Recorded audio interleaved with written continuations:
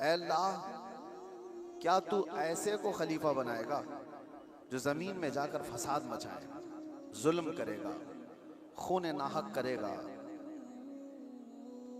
अल्लाह तबारक व तआला ने इरशाद फरमाया, इन्नी अअलमु मा ला तअलमून, मैं जो जानता हूं वो तुम नहीं जानते।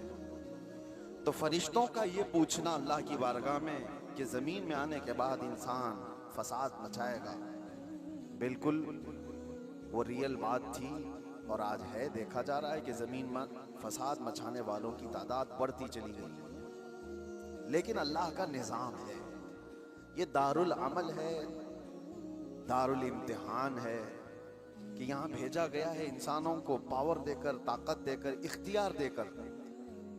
पाबंदी ऐसे नहीं कि तुम कुछ नहीं कर सकते। आज़ाद अल्लाह तबारक व तआला ने इंसान को पैदा करके इम्तिहान के लिए इस ज़मीन पर भेजा है। लेकिन साथ में रब तबारक व तआला ने इंसानों को हिदायत देने के लिए और बुराइयों से बचाने के लिए अंबिया इकराम भी भेजता रहा कि तुम्हें सीधा रास्ता बताएंगे, फसाद मत करना। पहले दिन से इस रुए ज़मीन पर इंसानों के आने के बाद जो फसाद शुरू हुआ वो कत्ल से शुरू हुआ। आदम अलैहिस्सलाम के बड़े बेटे का कत्ल हो गया। दो चीजें आप ज़हन में रखें, इस रुए ज़मीन पर पहला फसाद है कत्ल। और वजह क्या बनी कत्ल की? औरत। औरत की वजह से जो तारीखों में ये मिलता है, दो भाई एक ही औरत से शादी करना चाहते थे और एक के हक में वो जायज था जो शरीयत आदम में था, लेकिन दूसरा नाहक उस औरत को हासिल करना चाह रहा था। तो उसने अपनी औरत को हासिल करने के लिए रास्ते से उसके जायज शोहर को हटाने के लिए कत्ल कर दिया। ये दुनिया का पहला कत्ल था। तो कत्ल से शुरुआत हुई, औरत सबब बनी, उसके बाद ये फितनों का दौर और फसाद का दौर चलता रहा। रुए ज़मीन पर फसाद होता रहा और अंबिया इकराम अलैहिस्सलाम आते रहे और वो हिदायत दो तरीके से देते। जुबानी तौर पर, अखलाकी तौर पर जो दावत है उनकी सीधे रास्ते की वो देती, लेकिन कुछ ढीठ तबीयत के लोग होते हैं तो उनको अपने मौजिज़े दिखा करके दावत देते। कुछ लोग हैं जब तक उनको अचंभे वाली चीज़ नज़र ना आए तो उनकी तबीयत एक्सेप्ट नहीं करती। तो अल्लाह के नबियों ने मौजिज़े भी दिखाए। मौजज़ा नबी के हक होने की दलील है। ये दो चीजें जब नहीं मानी कौम ने, पहले उनकी वाज़ो नसीहत, दूसरे उनके मौजज़े से भी नहीं मानी, तब फिर तीसरी चीज है अल्लाह का अज़ाब। अल्लाह का अज़ाब आया और उन्हें घेर लिया। और ये तारीख में एक बार नहीं बार बार होता रहा। रब तबारक व तआला मोहलत देता है जालिमों को। और कुरान पाक की वही आयत मैंने आज आपके सामने तिलावत की। अल्लाह फरमाता है, वला तहसबन्नल्लाह गाफिलन अम्मा यअमलु ज़ालिमून। लोगो, ये हरगिज गुमान मत करना कि अल्लाह तबारक व तआला जालिमों से बेखबर है। हरगिज ये मत सोचना कि वो गाफिल है अल्लाह जो कुछ जालिम कर रहे हैं इन कामों से, हरगिज नहीं। इन्नमा युअख्खिरुहुम, हाँ वो उनको ढील दिया हुआ है। लियौमिन तशख़सु फ़ीहिल अब्सार, उस दिन तक के लिए ढील दिया हुआ है जब सबकी आंखें उन्हें पहचान लेंगी और दर्दनाक तरीके से उनकी गिरफ्तारी होगी। जुल्म क्या चीज है, इसकी डेफिनेशन जरूरी है हर इंसान को मालूम होना। जुल्म आम तौर पर हम लोग ये समझते हैं कि ना इंसाफी, इनजस्टिस को जुल्म कहा जाता है और वो दूसरे के ऊपर जब भी किया जाए तो उसको जुल्म। बल्कि जुल्म आदमी अपने आप से शुरू करता है। कुरान पाक में कई जगहों पर अल्लाह ने यह बयान फरमाया कि वो बड़ा जालिम है जिसने अपनी जान पर जुल्म किया। दूसरों पर जुल्म बाद में होगा। तकरीबन इंसान अपने आप पर भी तो जुल्म कर रहा है। अपने आप पर जुल्म कैसा होगा? अपने आप पर जुल्म कैसे? अपने आप पर जुल्म ये है, जुल्म की तारीफ जो डेफिनेशन है वो ये है, वदअ शै अला गैरि महल्लिही, किसी भी चीज को उसकी असली जगह से हटाकर रख देना।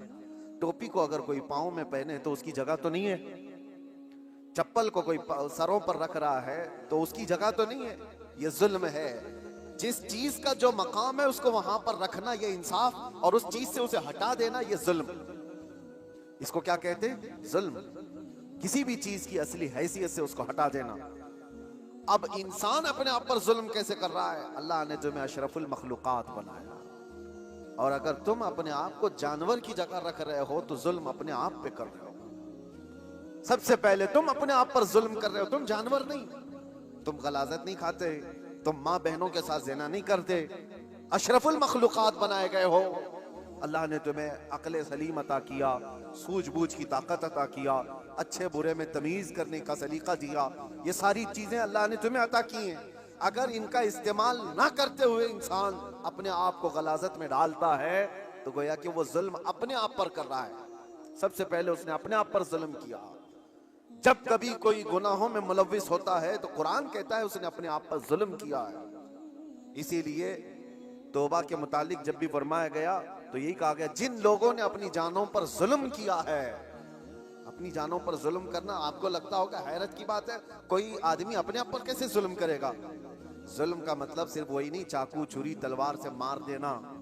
जुल्म ये है अपनी हैसियत को गिरा देना।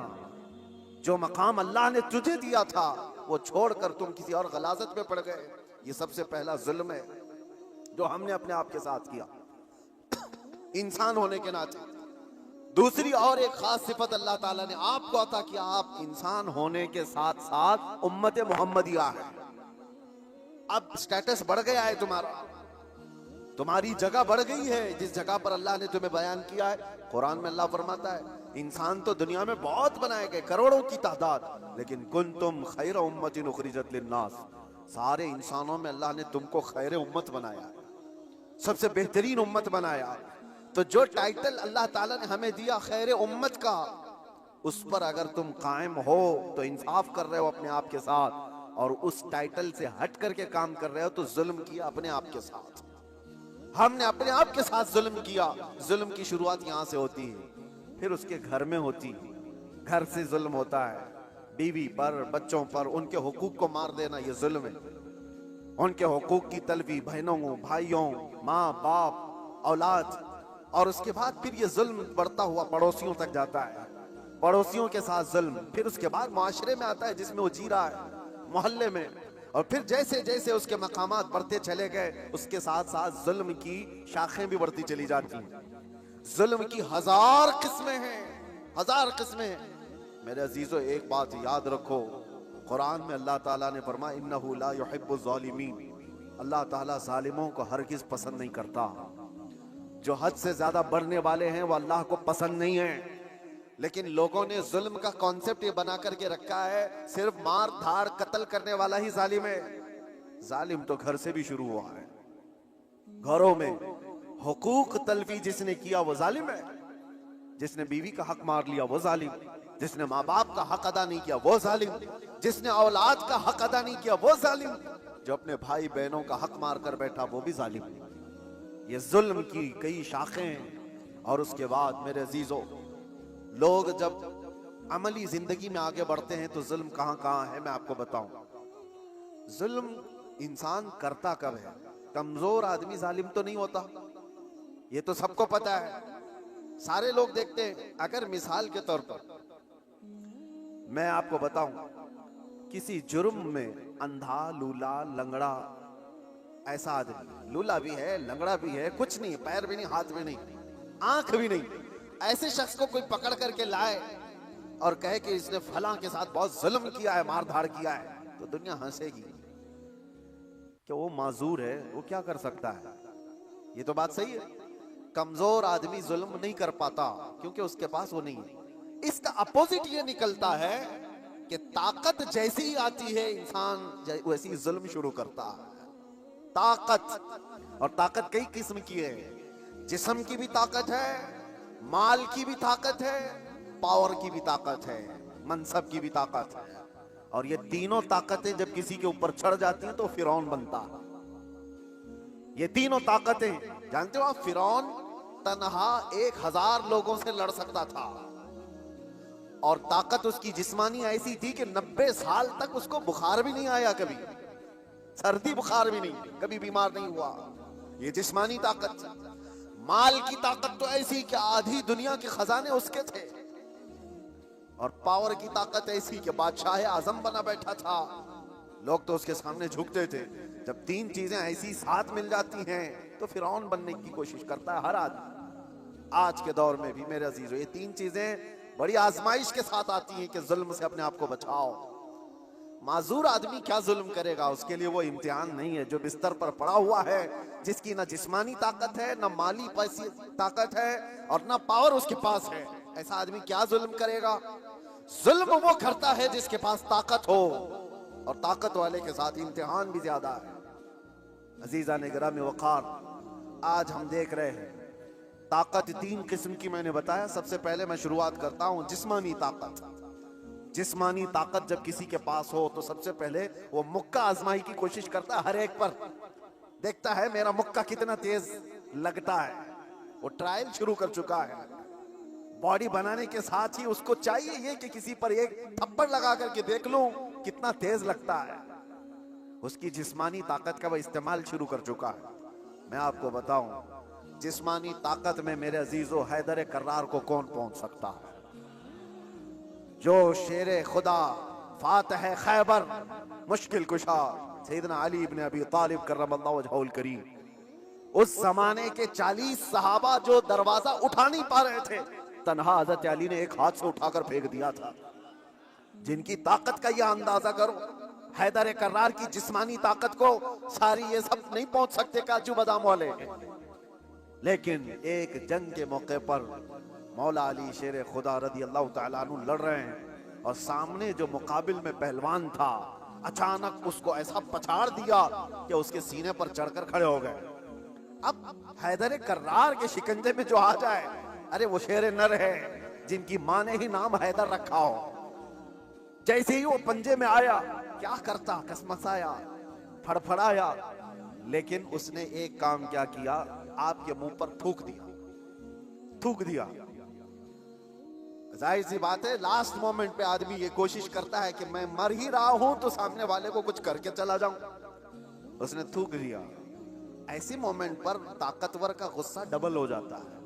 मैं पहले एक बार में मारने वाला था, अब 4 बार में मारूंगा। तूने किया कैसे मेरे साथ? किसी को तुम एक मार रहे थे लेकिन उसने मां की गाली दे दी, अब 4 और लगाओगे, क्योंकि गुस्सा बढ़ गया है। गुस्सा और तिल मिलाया है तुम्हारा। हजरत अली के साथ ये हुआ। उनके सामने जो मगलूब था उसने थूक दिया। होना ये चाहिए था कि आप तड़पा तड़पा के उसको मारे। जिसके चेहरे को देखना रसूलुल्लाह ने इबादत कहा, उस चेहरे पर अगर कोई थूके तो उसको तो तड़पा के मार देते। हजरत अली छोड़कर खड़े हो गए, उसको छोड़ दिया। मारने का था, छोड़ दिया, खड़े हो गए, कहा जा। उसने ताज्जुब से पूछा कि मैं तो मरने ही वाला था इसलिए थूक दिया, और तुमने छोड़ क्यों दिया? मौला अली करमल्लाहु वजहुल करीम का जवाब सुनो ताकत वाले। आप फरमाते हैं, अल्लाह ने मुझे जो जिस्मानी ताकत दी है वो मैं खालिस अल्लाह की रजा के लिए इस्तेमाल करता हूं। जब तूने थूक दिया तो मेरा नफ्स शामिल हो गया। अब अगर मैं मारता तुझे तो बात ये होती कि तेरे थूक के बदले में मैंने मारा है। मैं तुझे मुझ पर थूकने के बदले नहीं मार रहा था, तो अल्लाह और उसके रसूल का दुश्मन है इसलिए मार रहा था, और ये नफ्स शामिल हो गया इसलिए मैंने छोड़ दिया। ताकत का इस्तेमाल ऐसे वक्त में कोई करके दिखाए। मेरे अजीजों, आज तो हाल ये, किसी को क्रिटिसाइज नहीं कर सकते। अभी कुत्ता बोल दो तो क्या करते हैं हम, तो जाके आए ना, इनको कहा नाम लेकर कुछ नहीं, उसके बावजूद भी एक बड़ी आजमाइश से गुजर करके आए। बर्दाश्त की ताकत नहीं है। मौला अली कररमल्लाहु वजहुल करीम को उनके सामने दुश्मन मगलूब ने थूक दिया, तब छोड़ दिया आपने। कहा मैं अपने नफ्स के लिए नहीं लड़ता, अपने नफ्स के लिए नहीं। और आज जो कुछ भी पावर का इस्तेमाल है, ताकत का इस्तेमाल है, वो सिर्फ और सिर्फ नफ्स के लिए है। आज नफ्स के लिए। ये एक मिसाल मैंने आपको बताया, जिस्म का गलत इस्तेमाल करने वाले लोग। और क्या समझते हो तुम्हारी ताकत क्या ये हमेशा की है? चंद दिन का इंतजार करो, दांत टूट जाएंगे, कमर झुक जाएगी, और उसके बाद आजाद जवाब देने लगेंगे। जिन हाथों से तुमने मुक्का आजमाई की थी, चंद दिनों के बाद वो हालत होने वाली है कि हाथ से तुम्हारे गिलास भी नहीं पकड़ा जाएगा। रोटियां तुम्हारे हलक तक डालने के लिए हाथ कप कपा रहे होंगे। हमने बड़े बड़े पहलवानों को बिस्तर पर पांव रगड़ रगड़ कर मरते हुए देखा है। ये जिस्मानी ताकत फानी है, खत्म होने वाली है। और समझ लो कि तुम्हें बुढ़ापा नहीं आया, कमजोरी नहीं आई, बीमारी नहीं आई, तब तो मौत तो आनी है, चाहे जवानी में आए। और मेरे आका सल्लल्लाहु ताला अलैहि वसल्लम एक बार हजरत अबू हुरैरा रदियल्लाहु ताला अन्हु के साथ एक ऐसे खंदक के पास से गुजर रहे थे जहां लोग कूड़ा करकट कचरा सब फेंका करते थे। वहां पर मेरे आका सल्लल्लाहु ताला अलैहि वसल्लम खड़े हो गए। हजरत अबू हुरैरा से कहते हैं, इस खंदक में कुछ तुम्हें नजर आ रहा है? तो आपने कहा, हाँ या रसूल अल्लाह सल्लल्लाहु अलैहि वसल्लम, हड्डियां हैं पुरानी। आप सल्लल्लाहु अलैहि वसल्लम ने फरमाया, ये उन मरे हुए लोगों की हड्डियां हैं, उनके कपड़े हैं जो गल चुके हैं, जो अपने जमाने में ऊंची सवारियां करते थे, बड़े जिस्मों के मालिक थे। इनको ताकत और कुव्वत बहुत दी गई थी और आज ये सड़ गल गए हैं और कीड़ों की ग़िज़ा बने। ये हश्र तो उन ताकतवरों का भी होगा जो आज अपनी ताकत का गलत इस्तेमाल कर रहे हैं। थोड़े दिनों की बात है, आप ये ताकत को फानी होते हुए देखेंगे। इसलिए मेरे अजीजों, जब अल्लाह ताला ने जिस्मानी ताकत दिया है तो संभाल करके रखना कि हाथ उठे तो कहीं जुल्म के लिए ना उठे, जुल्म के लिए ना उठे। जिस्म का इस्तेमाल कभी अपने नफ्स के लिए ना हो। इमाम अहले सुन्नत इमाम अहमद रजा खान फाजिल बरेलवी रदी अल्लाह ताला, कौन नहीं जानता आज आशिकों के इमाम, बरेली के ताजदार, जिन्होंने हजारों मसाइल का हल लिख दिया अपनी जिंदगी में, 1000 से ज्यादा किताबें लिख दी। और वो शहंशाह वक्त अपने जमाने के कुतुब मस्जिद में एतिकाफ में बैठते थे रमजान में, लेकिन एतिकाफ की हालत में भी मुसलसल इल्मी काम किया करते थे। एक बात थी, आला हजरत जैसे फकीह, उनके जैसा बड़ा आलिम जिसके सामने दूसरे कई उलमा अपने घुटने टेक देते हो, एतिकाफ की हालत में तवज्जो, जैसी ही इफ्तारी हो जाती तो आपके खादिमों में से घर से जो खाना लाया जाया करता था, एक बच्चा था 12 साल का, वो तो शदान लेकर के आता था, इफ्तारी और सहरी पहुंचाता था मस्जिद में। लेकिन आला हजरत को एक आदत थी पान खाने की, और पान खाने वाले लोग इफ्तारी के फौरन बाद पान चाहिए। आला हजरत इफ्तारी कर चुके, पान जो रोजाना आता था वो बच्चा पान लाया नहीं।